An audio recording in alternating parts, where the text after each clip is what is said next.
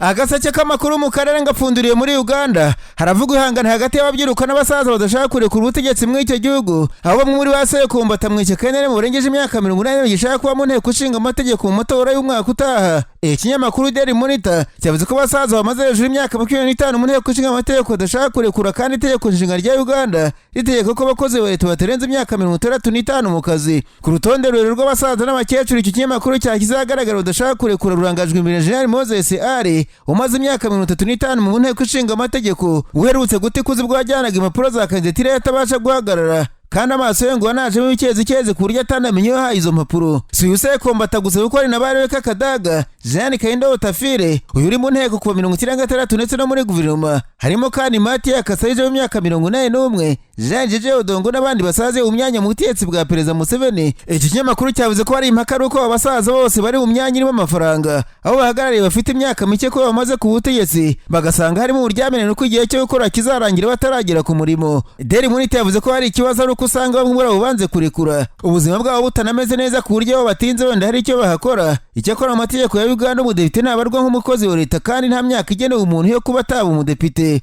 uretse igihe atarageza imyaka 18 gusa. Komisiyo y'amatora muri Uganda yitewe amabuye ko yakiriye kandidatire z'abasaza n'abakecuru batacyumva ngo ivuga ko iki tegeko ritabuza kiba cyemeye. General Kaindo Tafire yavuze ko mani igiye kuzana isoza abafite imyaka 80 ati simvuze ko nazagaruka ariko ku myaka 80 ubushobozi bwagabanutse bigaragara. Abasesenguzi ba politiki ya Uganda bagaragaza ko abasaza niba koko barakoreye neza igihugu ubakwiye kurekura umuhoro bakiri bato bagakomereza aho bari bageze bakareka kwikunda. Perezida w'ishyaka FDC bwana Patrick Oboya muri yati wasanga nubwo nta myaka ibujijwe yo kureka kwiyamamaza abanyapolitiki bakwiye kwisuzuma ubwabo bakarekura kuko ngo urwaye niyo ushaje ubushaje ngo niyo ugenda ubujegera. Depite Bware Muse Mujungando basanga abanyapolitiki b'abadepite bigaragara ko bashaje nubwo badashaka kurekura ubutegetsi bakwiye gufashwa kurekura ngo bigaragara nabi kuvuga ko hagarara abaturage utabasha no guhagarara. Abasesenguzi bavuga ko muri 95 ubwo batoraga itegeko nshinga rya Uganda abaturage bo basheze ko badashaka kubaho imyaka ibuze umuntu kuba umudepite kuko ngo batazatora udashoboye ariko imbogamizi yari mu kubikiza ngo uko hatorwa amashyaka bayabatanze nk'abakandida ku rutonde. Mu yandi makuru Dr Kiza Besigye umunyapolitiki ufunzwe muri Uganda ihoro rya politiki yakuriye People's Front for Freedom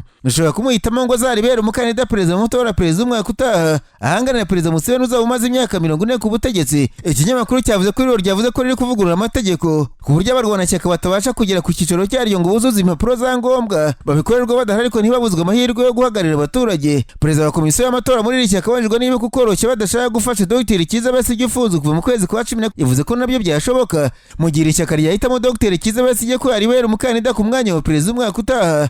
Ntibwaba ari ubwa mbere ko na 2006 ubwo yari afunzwe akekwaho kugambanya igihugu no gufata ku ngufu ishyaka FDC ryamutanze nk'umukandida ibi byaha bikaza guhanagurwa. Nararanganije amaso y'amakuru byandikirwa muri Kenya abanyamakuru bakiza amakaramu ku mpapuro barandika banitswe inzego z'umutekano z'abambari ba perezida William Ruto ngo baryamiye amajanja bagamije kuriza mu myigaragambyo y'urubyiruko rw'abajenizi bivuga ko izaba ku wa gatatu tariki ya 25 z'uku kwezi. Amakuru ava muri Kenya avuga ku wa gatatu urubyiruko rwigaba mu nteko ishinga amategeko rwizihiza umwaka ushize ruhakoreye imyigaragambyo yatumye perezida Ruto asesa guverinoma. Hari amakuru yavuze ko abambari ba perezida mu nzego zose barahiye ko urubyiruko ruzasunutsa ubuzuru ku nteko ishinga amategeko ruzahurira n'urw'imbwa yahuriye ku mugezi. Minisitiri w'umutekano w'imbere mu gihugu bwana Kipchumba Murkomen yavuze ko atazi impamvu abantu bari guhamagaza imyigaragambyo y'urubyiruko kuko ngo batavuga ikibazo mu by'ukuri gihari cyangwa se igisubizo batanga uretse gushaka gusenya ubucuruzi bw'abantu. Uyu mutegetsi yavuze ko nta muntu uzemererwa kujya gusenya inteko ishinga amategeko nk'uko babigenje umwaka ushize tariki ya 25 z'ukwezi kwa gatandatu. Bwana Kipchumba Murkomen yavuze ko mu Bwongereza utahiyira ngo werekeze ku nteko ishinga amategeko wigaragambya ngo bikugwa amahoro ndetse no muri Amerika naho ngo nuko asaba abanyakenya kugira ibyo wanga n'umusaza atinya nyina uzahagira ntazamenya ikimukubise.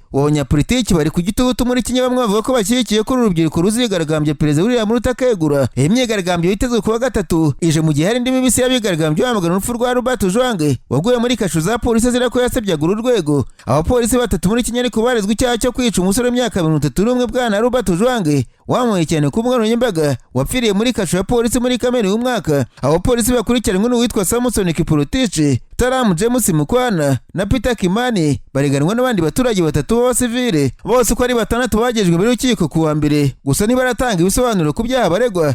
Ojwang yari afunzwe nyuma y'uko umuyobozi wungirije wa polisi muri Kenya Elliot Lagat amushinja guharabika polisi ya Kenya yifashishije imbuga nkoranyambaga. Urupfu rwa Ojwang rwateje uburakari bwinshi mu gihugu bituma imyigaragambyo isaba ko habwa ubutabera. Mbere polisi yari yatangaje ko Twahirwa yishwe n'ibikomere yiteye, ariko nyuma ya raporo y'abaganga basuzumye umurambo we yagaragaje ko yishwe n'inkoni yakubiswe muri polisi muri kashe. Abaharanira uburenganzira bwa muntu muri Kenya batangaje ko kuwa gatatu bazaba guhagarika ibikorwa byose by'ubucuruzi mu rwego rwo gukomeza imyigaragambyo yo kwamagana ihohoterwa rikabije rikorwa n'igipolisi cya Kenya no kwibuka umwaka ushize bw'inzego z'umutekano zarasaga kubigaragambyaga barwanyaga izamuka ry'imisoro. Agaseke k'amakuru mu karere ngafunikiriye muri Kongo Kinshasa, abanyamakuru bakozeje ba muri no barandika banditswe leta ya Kongo yikomye abanyapolitiki batavuga rumwe bitwikira amakuba igihugu kirimo bagashaka kugabana ubutegetsi nyamara batabufasha kwamagana amahanga yateye igihugu. Ikinyamakuru Actualité cyavuze ko umuvugizi w'ubutegetsi bwa Kinshasa bwana Patrick Muyaya yabwiye abanyamakuru mu Butaliyani ko batavuga rumwe n'iki bashaka kwihisha mu nzira y'ibiganiro bagasaba imyanya nyamara ntayo bazahabwa kuko batamufasha kwamagana u Rwanda ashinja kumutera mu ishusho y'M23.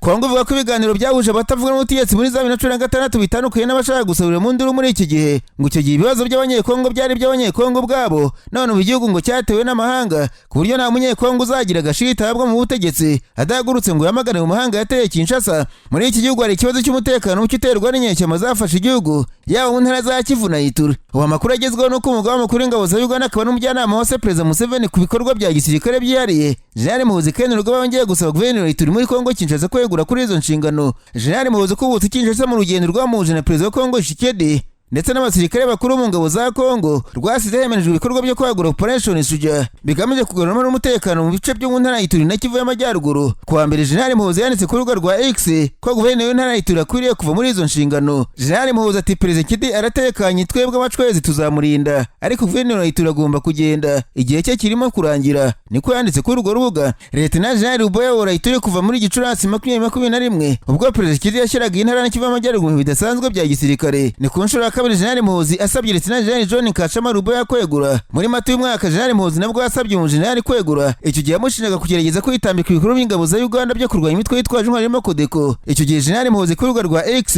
yise General Ruboya umuntu utagira ubwenge, avuga ko bazanamufunga. Hagati y'igisirikare cya Kongo Kinshasa FARDC cyashinje mu Ventura ko ku cyumweru tariki 22 Kamena ahagana saa 12 z'umugoroba yishe abasivile 17 mudugudu wa Munzinzi muri Sheferiya Ngweshe teritwari ya Rungu muri Kivu y'Amajyepfo. FARDC mu itangazo ryayo ryashyizwe ahagaragara kuwa mbere yongeyeho ko amazu menshi nawe yatwitswe kandi abaturage benshi b'abasivile batewe ubwo batuye guhungira mu bindiro bya gisirikare byegeranye. Itangazo ryashyizweho umukuru w'umuvugizi wa FARDC General Sylvain Kenge riravuga riti ingabo z'igihugu cya Kongo Kinshasa ziramagana ubwicanyi kandi zirasaba abaturage kuba maso nk'uko bitangazwa n'igisirikare cya Kongo ngo abaturage bashinjwa n'uwo bita umwanzi M23 gukorana n'ingabo z'igihugu ndetse n'abazarendo. Kuva mu mpera z'icyumweru gishize amakuru atangazwa n'uruhande rwegereye leta avuga ko imirwano ikaze yabereye Bukavu aho FARDC ishinje M23 gutera ibirindiro byayo. Itangazo rya FARDC ryasohotse nyuma y'umunsi umwe M23 isohoye itangazo ryamagana propaganda zigamije kwisebya ahubwo ishinja uruhande rwa leta ya Kinshasa gukorera abaturage ibyaha ndengakamere birimo no kurya abantu kandi bigakorerwa ku Karubanda. Muri Afurika mabwire ko perezida w'ishyirahamwe ry'umupira w'amaguru muri Cameroon Fikafutu yarezwe n'umwe bagize komite nyobozi y'ishyirahamwe ruswa no kunyereza 55 by'amayero yaragenewe iryo shyirahamwe. Guyibaye gatamo umwe wagize inama y'ubutegetsi ya Federation Camerounaise de Football cyangwa se Fikafutu yasohoye itangazo rishinja Samuel Eto'o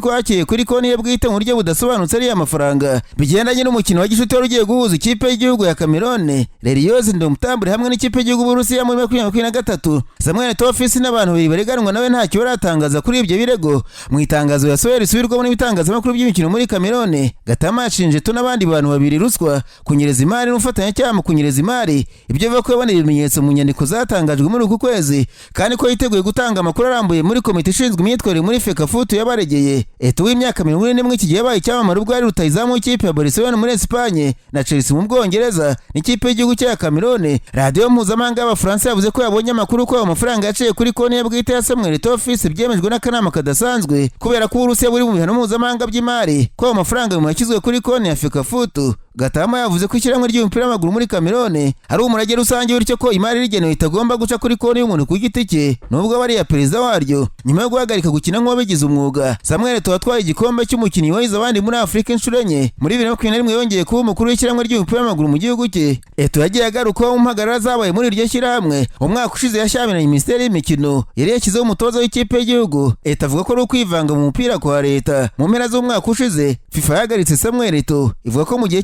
y'amezi 6 abujijwe kwitabira imikino mpuzamahanga yose y'amakipe y'igihugu cya Cameroon kubera guhonyanga ingingo z'amategeko ngengamyitwarire ku bibuga ya FIFA. Hari nyuma yo kugaragaza umujinya no kwitwara nabi nyuma y'umukino w'igikombe cy'isi cy'abatarengeje imyaka 20 aho ikipe y'abagore ya Cameroon yatsinzwe na Brazil mu kwezi kwa 9 umwaka ushize i Bogota muri Colombia. Mu kwezi kwa 3 uyu mwaka nibwo Eto yongeye kugaruka ku bibuga nyuma y'icyo gihano cya FIFA. Hagati y'umwaka ushize mpuzamahanga w'umupira w'amaguru muri Afurika CAF yaciye Samuel Eto'o amande $200,000 imushinja ko yasinye amasezerano yo kuba intumwa cyangwa se amasezerano ya kompanyi ikora ubucuruzi bwo gutega ku mikino cyangwa se betting. Ibinyuranyije n'amabwiriza ngengamyitwarire ya CAF muri 2023 cyangwa ry'amakipe y'umupira w'amaguru atarabigize umwuga muri Cameroon ryasabye Eto kwegura ku mwanya we kubera amakosa akomeye yakoze nk'umukuru wa FECAFOOT. Eto kenshi yagiye ahakana amakosa yashinjwe avuga ko ari umugambi wo kumwibasira kubera impinduka yazanye mu kuyobora umupira w'amaguru muri Cameroon, avuga ko ari waramunzwe na ruswa ndetse no kuyoborwa nabi. Mu gusoza amubwire ko leta y'Iran na Israel byemeje guhagarika kugabana w'ibitero mu ntambara imaze iminsi 12 birasa na budahagarara. Ni icyemezo cyatangajwe na Minisitiri w'Ububanyi n'Amahanga wa Iran Abbas Araghchi ku wa kabiri. Minisitiri Abbas yagarutse ku byo guhagarika intambara nyuma y'amasaha make Perezida wa Amerika Donald Trump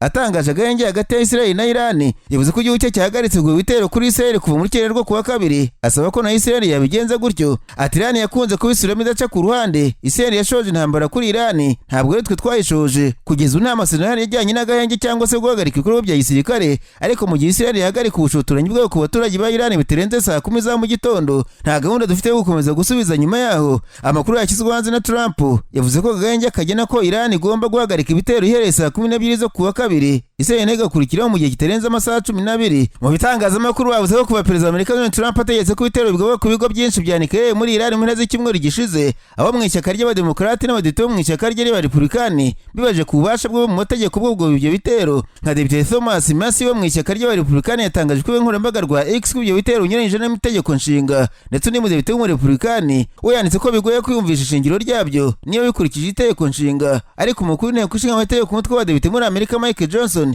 w'umurepublikani yashyigikiye perezida, yavuze ko yasuzumye agasanga akaga kari kuba akanya kariko kose karusha uburemere igihe byafata kugira ngo inteko ishinga amategeko igire icyo ikora. Yanavuze ko ari umugenzi w'ibikorwa bya gisirikare bisa n'ibyabaye ku butegetsi bw'abaperezida bo mu mashyaka yombi. BBC Verify ishami rya BBC igenzura kuri ko amakuru ryabajije inzobere mu mategeko n'ibikorwa bya Trump byari bijyanye n'ibiteganywa n'itegeko nshinga, cyangwa se niba yarakwiye kuba yarabanje kugisha inama inteko ishinga amategeko. Hari ibice bibiri by'itegeko nshinga rya Amerika bijyanye n'ingingo. Ingingo ya mbere ivuga by'umwihariko ku bushobozi bwo gushoza intambara, ivuga ko ibyo biri mu bubasha bw'inteko ishinga amategeko, ariko ingingo ya kabiri ivuga ku bubasha bwa perezida, ivuga ko perezida azaba umugaba mukuru w'ikirenga w'ingabo. Ndetse abaye amakuru bisaba ibintu bya perezida wa Amerika White House bavuze ko babona ko iryo ari ryo shingiro ry'ibitero Amerika yagabye kuri Iran. Inzobere ku itegeko nshinga zavuze ko ingingo ya kabiri iha perezida ububasha bwo gukoresha imbaraga za gisirikare mu bimwe na bimwe. Ibyo bimwe na bimwe ntibisobanurwa neza mu itegeko nshinga, ariko mu byasobanuye ko birimo ibitero bya nyabyo cyangwa se byitezwe cyangwa se guteza imbere izindi nyungu z'ingenzi z'igihugu, nk'uko inzobere zo mu kigo cy'ubushakashatsi ku bubanyi n'amahanga cyo muri Amerika